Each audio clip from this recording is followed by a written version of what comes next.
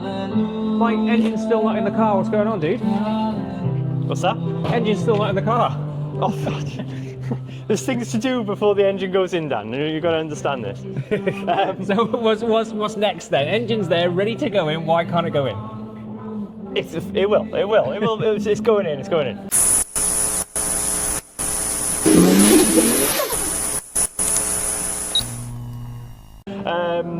So we put the harness in the car. Oh, okay. So this all needs kind of routing. The bit that's been done and is all good and everything is in the car now. So the bit you can see on the outside here, obviously where I've had to strip it apart and repair bits that have been repaired over the years, just make good. Obviously the lengths of wires and stuff have all been adjusted during the years and stuff. So as I've unwrapped it, it's gone from that long to that long. So put it in the car, put the engine in. So we'll get the engine in next, and then we'll go through, connect everything up, and then I know exactly where everything needs to be, so I can package it all up and get it ready. So when we take the engine back out, do what we need to do, I can finalise the wiring, and then when the engine goes back in, then a couple of days and we'll have this running then, yeah? couple of days on the old YouTube, yeah, maybe. There must be a huge shopping list full of bits that need ordering. Funny you should say that. I've got my whiteboard over here. That is so a rather full list. Goes further down as well, so, and then it's on that side as well. So for example, sort of like, you know, wiring the transmission control module and the wiring the traction control system. You know, that's just one small line, but that's, you know, 2-3 days worth of work together to, you know, to sort that out. So there's a lot to do.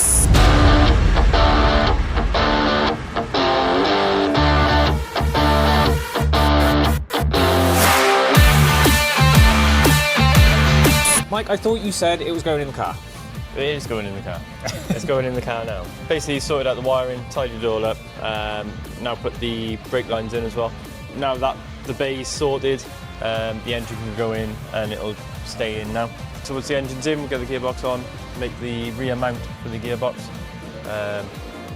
and then we can start, once the rear mount's on the gearbox and the engine's in and sat where it should be, I can have a look at getting the radiator in, the intercooler piped up, just getting everything that needs to be in there so we can start moving forward. Engine's looking a little bit different as well. What else has been updated on this since last I saw it?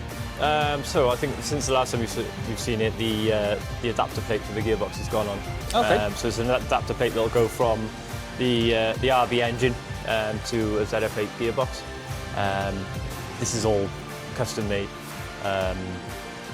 so you know, to be able to be more reliable by putting a more reliable gearbox in it, you have to buy the custom adapter plates. Luckily, they are readily available. You know, you can just buy them off the shelf. They come with these lovely flywheels to bolt the torque converter onto the crank with the ring gear there for the starter motor. So yeah, so that's on. Lovely piece of billet there as well. Yeah, lovely. The turbo's all bolted on now. That's manifold and turbo, so that's on and staying there. We've made this support mount here. As I said before, we're not using the external wastegate, so I've just used that as a bracing point, just to give it a bit of extra support. Looks good there as well. I've got a way to use an extra pipe. What you can find is if you don't support either the turbo or the manifold when you put like a top mount on like this, you can get manifolds cracking and stuff. So we're just trying to avoid that. Mocked up the downpipe. That's just wedged in there at the minute. It's just, you know, out the bonnet, or we'll come down. Hater pipe. Hater pipe. Yeah. So this is where it's really going to start taking shape then. This is where kind of things don't come in and out anymore. From this point, it stays in there and stuff just gets added. Hopefully.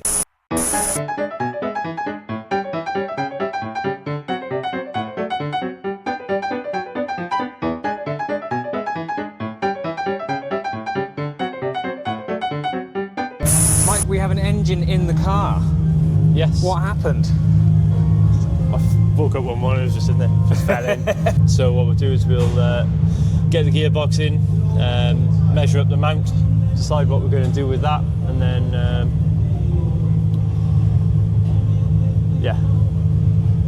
Go from there. Yeah, yeah. Okay, so this gearbox is obviously the one that we've got ready to go in the Skyline. But the controller, the standard BMW controller that's in the box, or the ZF8 controller even, obviously all the electronics and all the code in that is in the electronics inside this unit. So basically we need to bypass that. There's a circuit board, which is, there's no components on the circuit board, it's just literally just joining points to point. So what we need to do is open up the controller here, basically remove all the electronics inside, solder this down in place, and then once that's soldered in place, then we can close this all back up, build the gearbox back up, and then it's ready to go in the car. Yeah, because we've got a standalone transmission control module. Yeah. We're going to put that in the car, and then that will control the gearbox in its entirety, rather than having a secondary controller that controls the box and then a second. And we can tell it exactly what we want it to do in terms of traction control and all sorts of... Traction control, separate system. Oh, another separate system again, right, okay. That's a completely another separate standalone system. Right. Which, yeah, that's later on down the line, we'll get into that. But yeah, this is just literally just purely to control the box, when it shifts, how harsh it shifts, different modes that it can go into. So we'll basically be able to make our own modes, if we wanted to, with this. We tell it what we want. We're now controlling it. Yeah, with the control module, yes, yeah. And this is just part of that system. Mad. Yeah.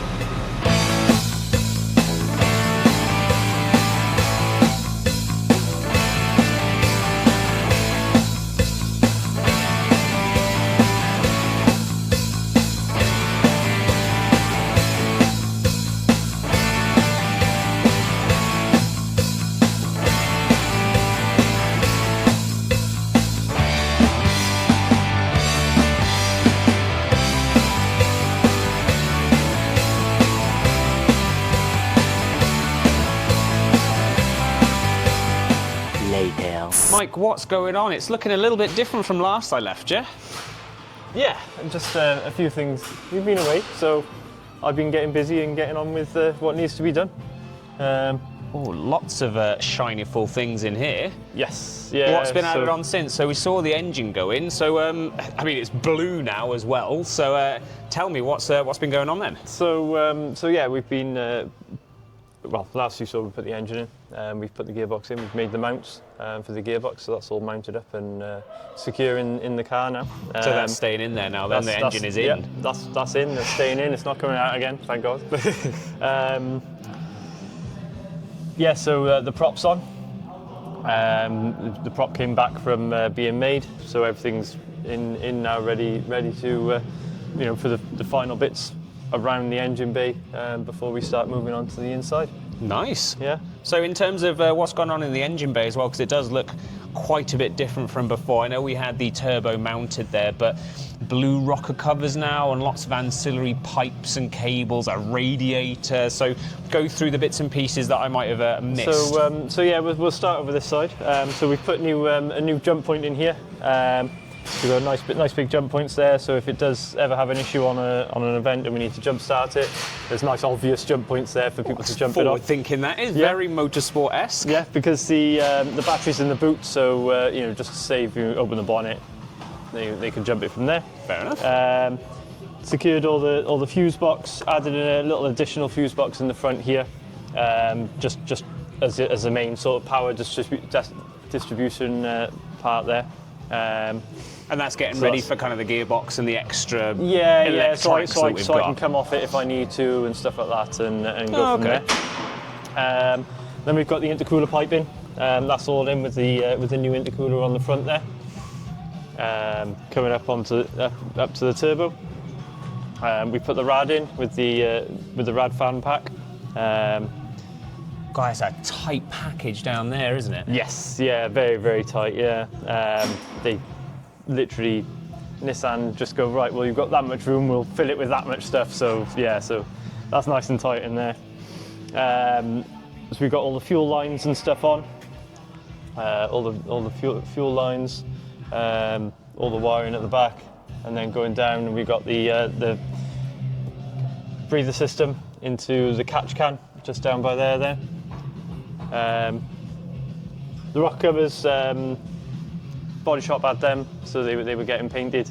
I mean, it does look very so nice having a little bit of colour in the engine bay. It really put pops. them on, and there's a reason they're that colour, but that'll come at a later date when we start doing the interior. You'll see where that colour came from, and I don't even know what he's talking about, so I'm looking forward to that. So yeah, just a little bit, something a little bit special on the inside. So nice.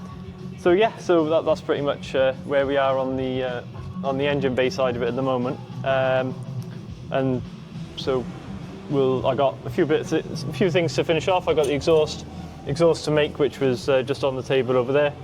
Just starting to measure that up, and we'll get that tacked together and tigged together. Is that going to connect to the remaining back portion of the exhaust that we already had? It's just kind of a new downpipe, or are you doing a whole new system?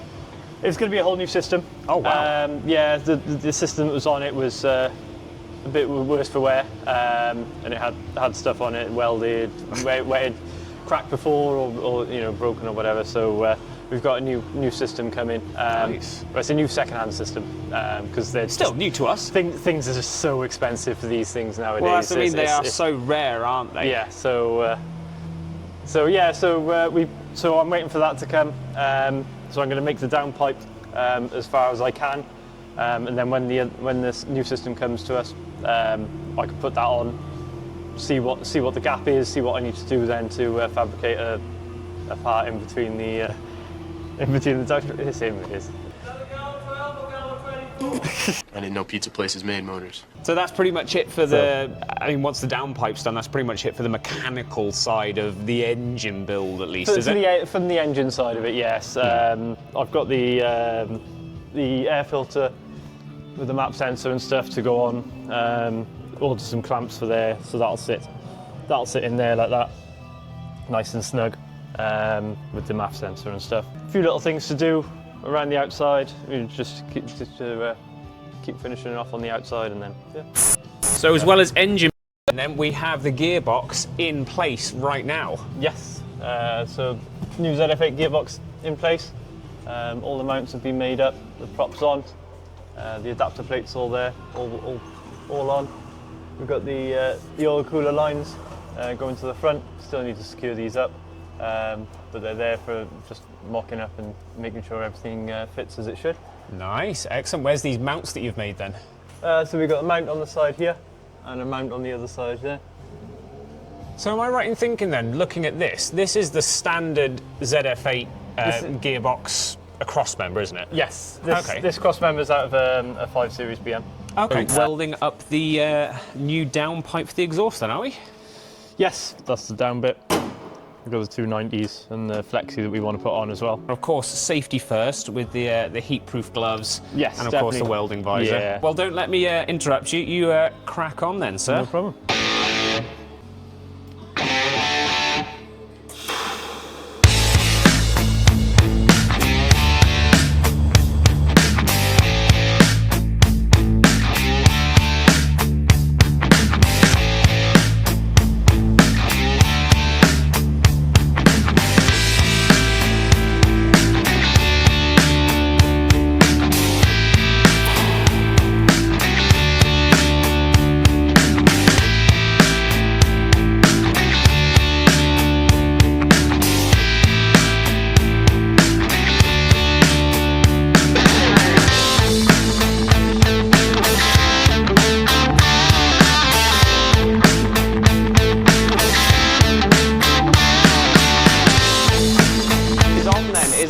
It mechanically for the engine bay then? For the engine bay, yeah.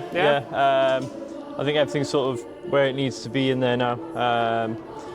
Obviously the air filter and stuff to put on, but that's little things, little touches and stuff. There'll always be odds and bits to sort out. But the main mechanical stuff and the exhaust and stuff is on now with the downpipe. So yeah, we're just waiting for the other part of the exhaust to come, and then we can, as we say, marry up one bit with the other bit, and then go from there then. Start making some noise then, yeah. Brilliant. So what's now, we've got kind of the bare bones mechanically in place, obviously gearbox to tune, but what's going to be next before you even get towards that then? So obviously we've got to put all the wiring in for the gearbox, and wire up and mount the transmission control unit, the standalone unit that will control the gearbox.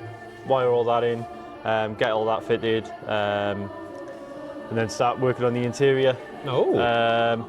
Obviously with the traction control unit as well, get all that wired in and stuff. So a lot of wiring, a lot of running wires in the car, and just getting that sorted. Oh, brilliant. So next step is basically start fitting the interior to then be able to fiddle with the gearbox. Well, yeah, that'll be the last job.